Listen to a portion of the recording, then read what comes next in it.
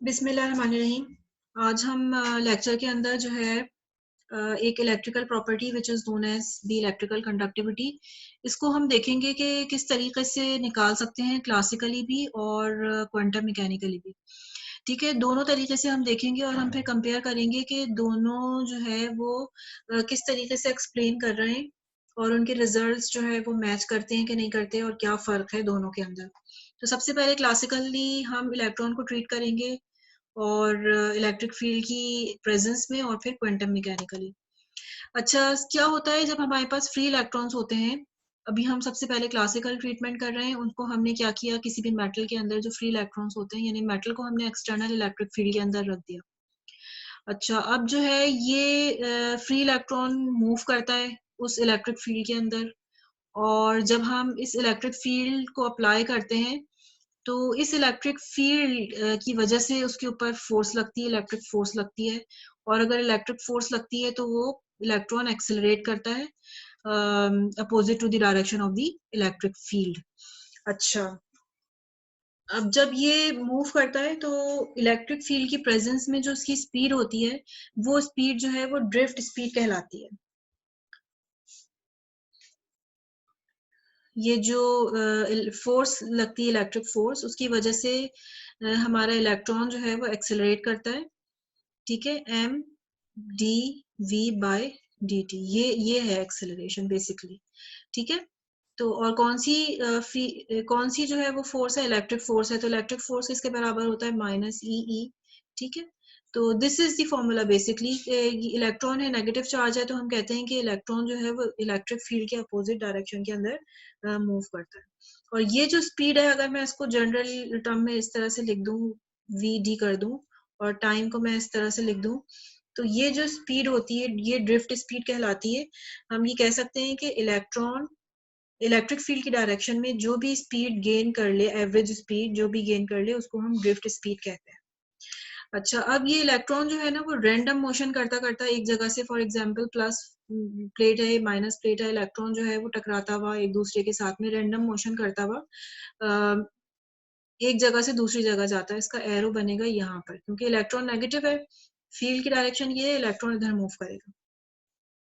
तो थोड़ा सा वो जो है ना एक्सेलरेट हुआ, फिर वो टकरा जाएगा तो उसकी स्पीड कम हो जाएगी। फिर जो है वो एक एवरेज स्पीड जो अटेन कर पाता है वो क्या होती है, वो ड्रिफ्ट स्पीड कहलाती है। और हम ये कहते हैं कि ये जो ड्रिफ्ट स्पीड है ये किसके बराबर है, ये जो ड्रिफ्ट स्पीड जो वो अटेन कर लेता है वो बराबर है माइनस ई कैपिटल ई टॉ बाय एम की। और ये ड्रिफ्ट स्पीड बहुत ज्यादा इंपॉर्टेंट है क्योंकि इसी ड्रिफ्ट स्पीड की मदद से हम डिफरेंट इलेक्ट्रिकल प्रॉपर्टीज को एक्सप्लेन करते हैं मेटल की। आगे चल के देखते हैं किस तरह से। यहाँ पर डायग्राम में शो हुआ है कि अगर आपने किसी भी मेटल को एक्सटर्नल इलेक्ट्रिक फील्ड के अंदर रखा, अगर ये पॉजिटिव प्लेट है और ये नेगेटिव प्लेट है, तो इलेक्ट्रॉन जो है वो पॉजिटिव प्लेट की तरफ यानी opposite to the direction of electric field जो है वो मूव करेंगे। ठीक है, तो एटम जो है वो अपनी जगह पे फिक्स है और ये जो एरो, ब्लू एरो है, ये इलेक्ट्रॉन है और ये इलेक्ट्रॉन जो है वो पॉजिटिव प्लेट की तरफ मूव करेंगे। लेकिन यहाँ पर ये दिखाया हुआ है कि ये स्ट्रेट स्ट्रेट मूव कर रहा है, ऐसा एक्चुअल में नहीं है। ये जिगजैग मोशन होता है उनका, इलेक्ट्रिक फील्ड की प्रेजेंस में भी वो टकरा टकरा के एक जगह से दूसरी जगह जाता है।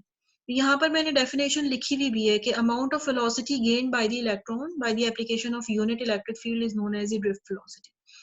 तो अच्छा, यहाँ पर दो तीन चीजें और मैं बता दूं। मीन फ्री पाथ की डेफिनेशन। मीन फ्री पाथ अगर आप यहाँ से देखें, इलेक्ट्रॉन जो है ये जा रहा है, ठीक है, यहाँ से इधर ये टकराया, फिर ये इधर गया, इधर से टकराया, फिर इधर गया, इधर से टकराया। तो ये डिस्टेंस अगर मैं देखूं तो ये डिस्टेंस जो है ना वो डिफरेंट है। ठीक है, ये कहलाएगा लैम्डा 1, ये कहलाएगा लैम्डा 2, ये कहलाएगा लैम्डा 3।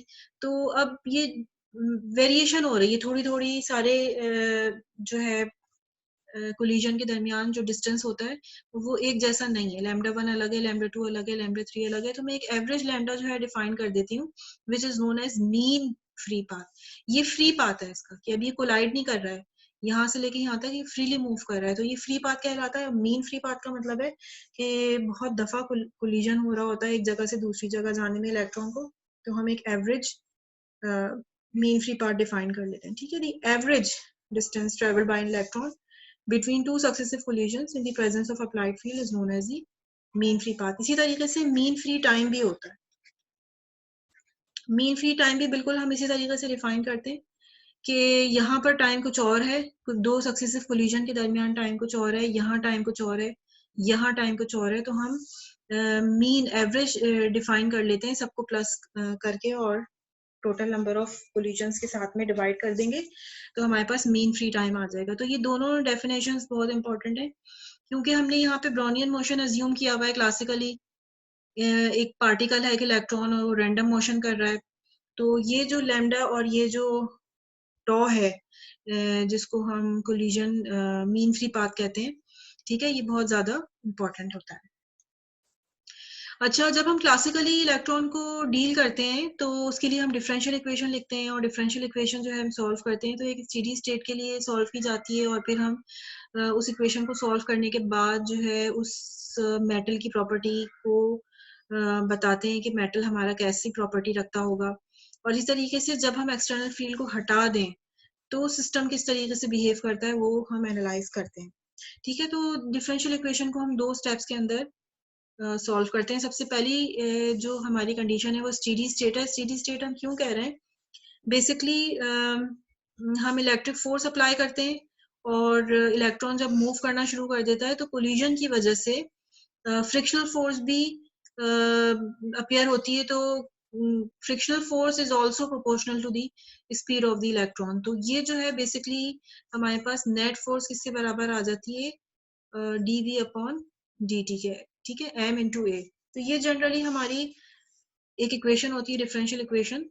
तो इसको जो है वो हम जब सॉल्व करते हैं तो स्टेडी स्टेट के अंदर क्या होता है कि इलेक्ट्रिक फील्ड की प्रेजेंस में इलेक्ट्रॉन एक्सेलरेट तो कर रहा है लेकिन वो एक एवरेज स्पीड अटेन कर लेता है और अब फिर ये dv by dt जो है वो क्या हो जाता है? जीरो.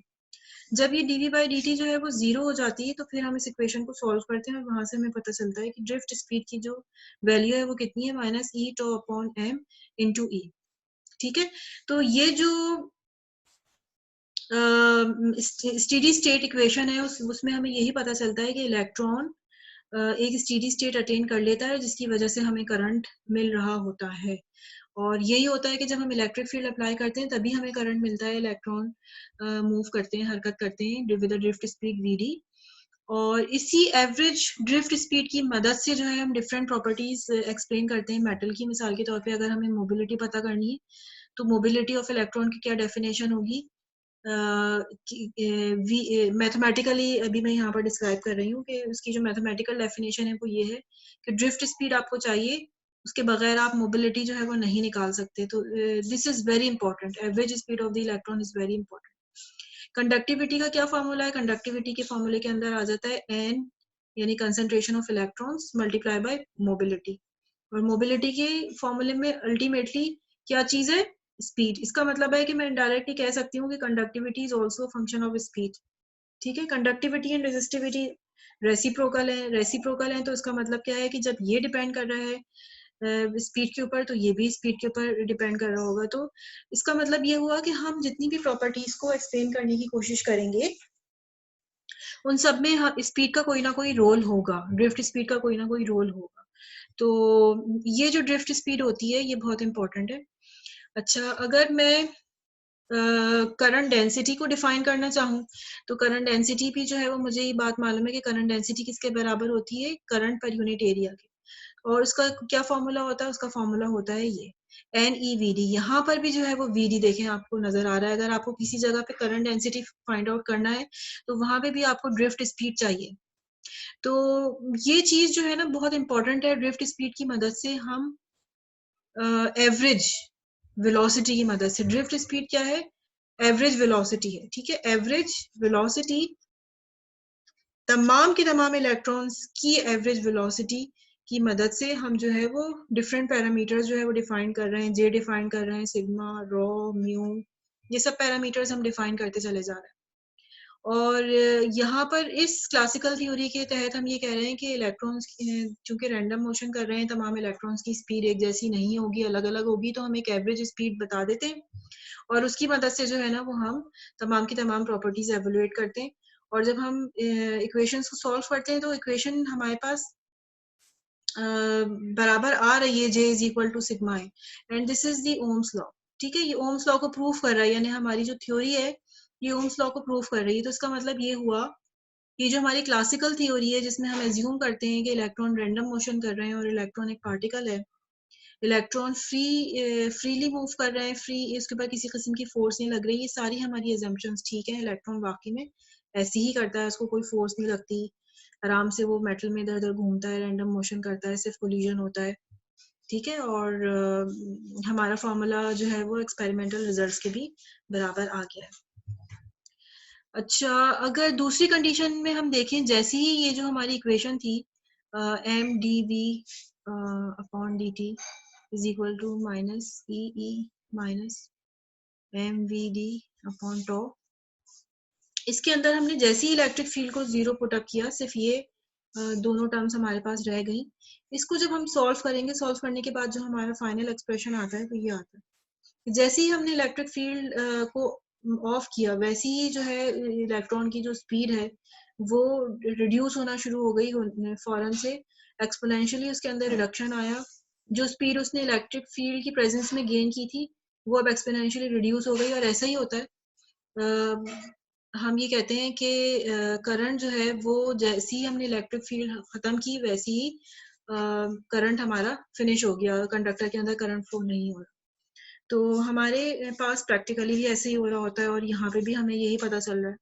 ठीक है, tau is what, tau is the relaxation time. इन चीजों को क्लास के अंदर भी मैंने काफी डिटेल से डिस्कस किया था।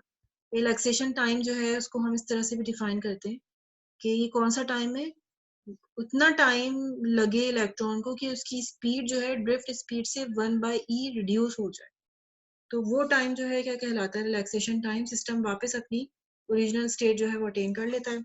ठीक है, जो कि फील्ड अप्लाई करने से पहले थी। तो यहाँ पर हमें पता चल रहा है कि एवरेज स्पीड जो है वो बहुत ज्यादा इंपॉर्टेंट है। क्लासिकल फ्री इलेक्ट्रॉन थ्योरी में हम किस चीज के ऊपर फोकस कर रहे हैं, इलेक्ट्रिकल प्रॉपर्टीज एक्सप्लेन करने के लिए average drift speed, average quantity को बहुत फोकस कर रहे हैं। ठीक है, ये बहुत इंपॉर्टेंट है कि average of all electrons speed is very very important. लेकिन अब हम ये देखते हैं कि क्वांटम मैकेनिकली जब हम ट्रीट करेंगे और हम ये ओम्स लॉ प्रूव करने की कोशिश करेंगे, तो क्या ये लॉ जो है प्रूव हो रही है या नहीं हो रही है। अच्छा, ये जो है अगर हम गौर से देखें तो अगर हम जब किसी भी इलेक्ट्रॉन को, हमें ये पता है कि जब हम किसी भी इलेक्ट्रॉन को इलेक्ट्रिक फील्ड के अंदर रखते हैं तो उसके ऊपर फोर्स लगती है। क्लासिकली हम उस फोर्स को लिखते हैं dp/dt, rate of change of momentum with respect to time. ठीक है, फोर्स को हम इस तरीके से भी लिख सकते हैं। लेकिन ये जो p है क्वांटम मैकेनिकली, अब हम इसको p नहीं कहेंगे बल्कि हम इसको कहेंगे h कट k। ठीक है, तो इसका मतलब ये हुआ कि अगर मैं क्लासिकली कह रही थी कि किसी भी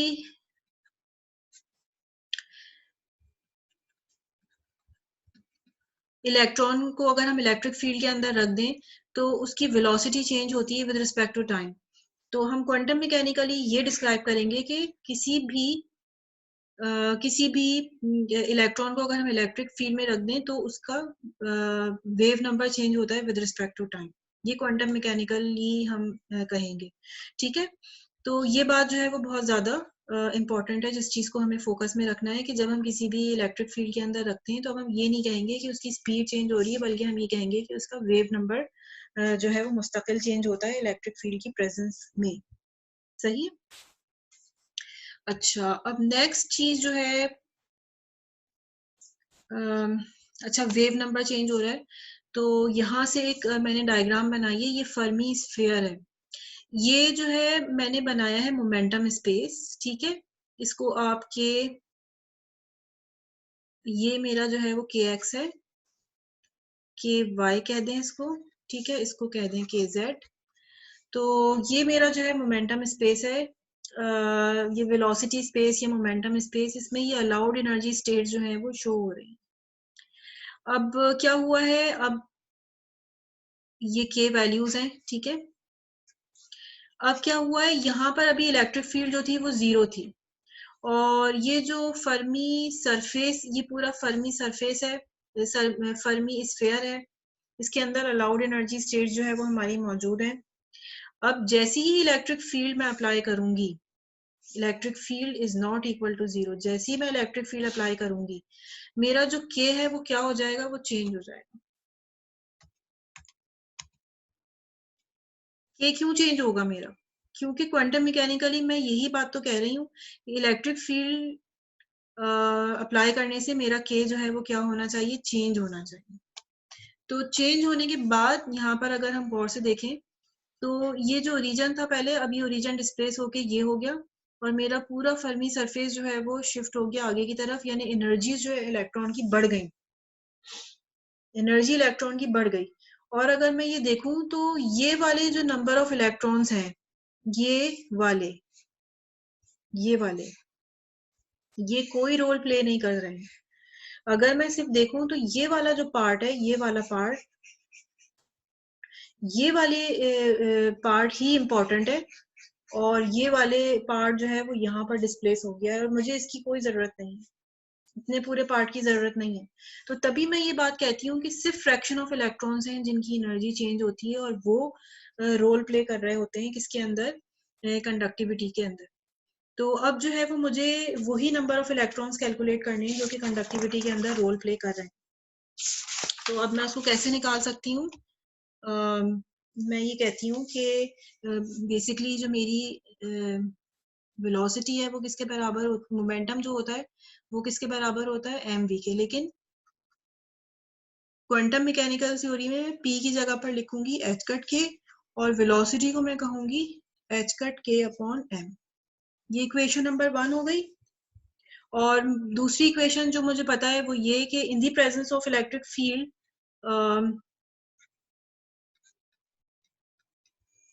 मेरा जो वेव नंबर है वो जो है वो भी क्या होगा, चेंज होगा। ठीक है, और ये क्या है, D K by D T is equal to E by H cut. और अगर मैं इसको इधर ले जाऊं, D K is equal to E upon H cut, ये वो टाइम इंटरवल है कि थोड़े से अगर आपने इलेक्ट्रिक फील्ड अप्लाई की तो कंटिन्यूसली शॉर्ट इंटरवल के अंदर हमारा मोमेंटम जो है वो क्या हो जाएगा, वो चेंज हो जाएगा। तो इसको मैं इस तरह से भी लिख सकती हूँ, डेल ऑफ के इज इक्वल टू,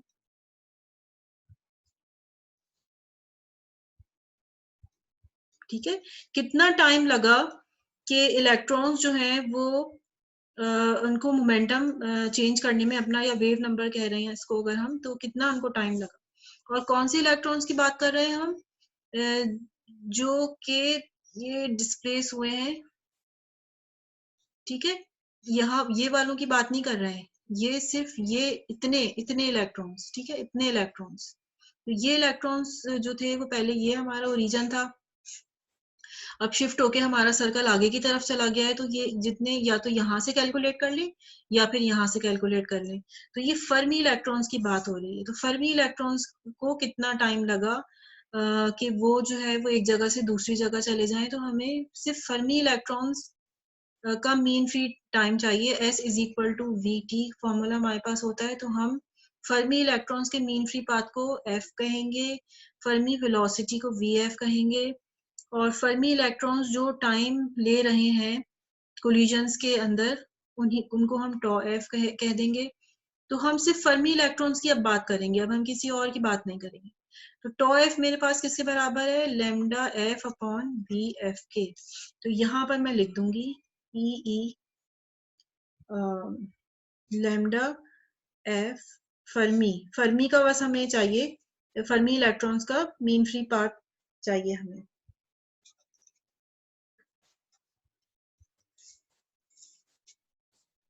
ठीक है, अच्छा यहाँ पे मैंने इसको इक्वेशन नंबर 3 का नाम दे दिया, लेकिन मैं ये देखना चाह रही हूँ कि ये जो करंट डेंसिटी होती है वो किसके बराबर होती है, एन ई वी के बराबर होती है। तो ये ड्रिफ्ट स्पीड जो है, यानी कि सिर्फ इलेक्ट्रॉन्स की ड्रिफ्ट स्पीड, अब यहाँ पर हम ये देख सकते हैं, ये फर्मी इलेक्ट्रॉन्स की ड्रिफ्ट स्पीड, ये सिर्फ और सिर्फ हमें चाहिए, ठीक है।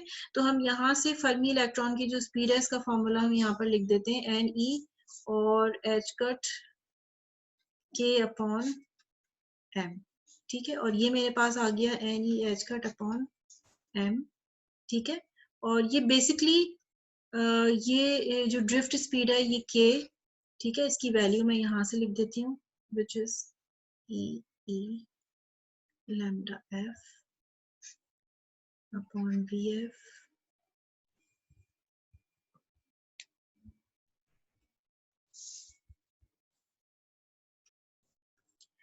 अच्छा, अब हम इसको ये पूरा लिख लेते हैं, इसकी वैल्यू को E E lambda E F H cut V F. ये जो चीजें कैंसिल हो रही हैं उसको कैंसिल आउट कर देंगे, N E square upon M. अच्छा, ये जो lambda F upon V F है ये मेरे पास सिर्फ फर्मी इलेक्ट्रॉन्स का मीन कोलिजन टाइम है, और ये मेरे पास आ गया। अगर हम इसको गौर से देखें तो ये क्या चीज है, ये तो सिग्मा है, ठीक है। अभी मैंने किन इलेक्ट्रॉन्स को कंसीडर किया था, मैंने सिर्फ उन इलेक्ट्रॉन्स को कंसीडर किया था जो कि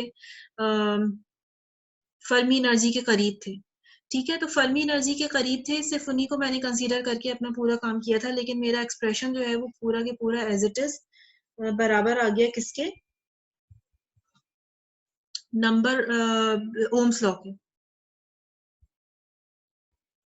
ठीक है। यहाँ पर जो मैं मीन फ्री टाइम निकाल रही हूँ, अगर देखा जाए तो ये पूरा की पूरा क्लासिकल थ्योरी की तरह का ही एक ट्रीटमेंट है, सिवाय इसके कि अब हम वेलोसिटी को, एक्सेलरेशन को अब हम चेंज करके लिख रहे हैं, एच कट के इस तरह से करके चल रहे हैं, उसी तरह से हम पूरी चीजों को लेकर चल रहे हैं। लेकिन यहाँ पर जो है लैम्डा एफ और वी एफ लिख रहे हैं, लेकिन उसके बावजूद हम इसी रिलेशन के ऊपर पहुंच रहे हैं। तो ये जो क्वांटम थ्योरी है ये हमें कहती है कि सिर्फ और सिर्फ fraction of electrons role play कर रहे होते हैं। तो ये बात जो है वो बिल्कुल सही वो कह रही है कि फ्रैक्शन ऑफ इलेक्ट्रॉन्स ही जो है वो कंडक्टिविटी में रोल प्ले करते हैं। पूरा यहाँ इससे भी प्रूफ हो रहा है, ओम्स लॉ इससे भी प्रूफ हो रही है। तो दोनों थ्योरी जो है ना वो हमारी क्वांटम थ्योरी और क्लासिकल थ्योरी दोनों जो है ना वो बिल्कुल ओम्स लॉ को बिल्कुल एग्जैक्टली जो है वो सही प्रूफ करती है। क्लासिकल थ्योरी ये कहती है कि तमाम के तमाम इलेक्ट्रॉन्स कंडक्टिविटी में रोल प्ले कर रहे होते हैं, जबकि क्वांटम मैकेनिकल थ्योरी ये कहती है कि part of the electrons, fraction of the electrons role play कर रहे होते हैं, और सारे इलेक्ट्रॉन्स को कंसीडर करने की जरूरत नहीं है, सिर्फ फर्मी एनर्जी के इलेक्ट्रॉन्स को कंसीडर करने की जरूरत है, जिनकी एनर्जी जो है वो हाईएस्ट एनर्जी स्टेट है, सिर्फ उनको कंसीडर करने की जरूरत है। और वही इलेक्ट्रॉन जिनकी एनर्जी बहुत ज्यादा हाई होती है, फर्मी एनर्जी के करीब करीब, वही जो है ना करंट कंडक्ट करवाते हैं। ओके, तो यहाँ पर मैं अपना लेक्चर एंड कर रही हूँ। यहाँ से हमें ये बात पता चला है कि दोनों theories, classical and quantum, electrical properties यानी ओम्स लॉ को एक्सप्लेन करती हैं सक्सेसफुली, ठीक है। ओके, नेक्स्ट लेक्चर के अंदर हम लोग स्पेसिफिक हीट देखेंगे इंशाल्लाह ताला, ठीक है। अल्लाह हाफिज।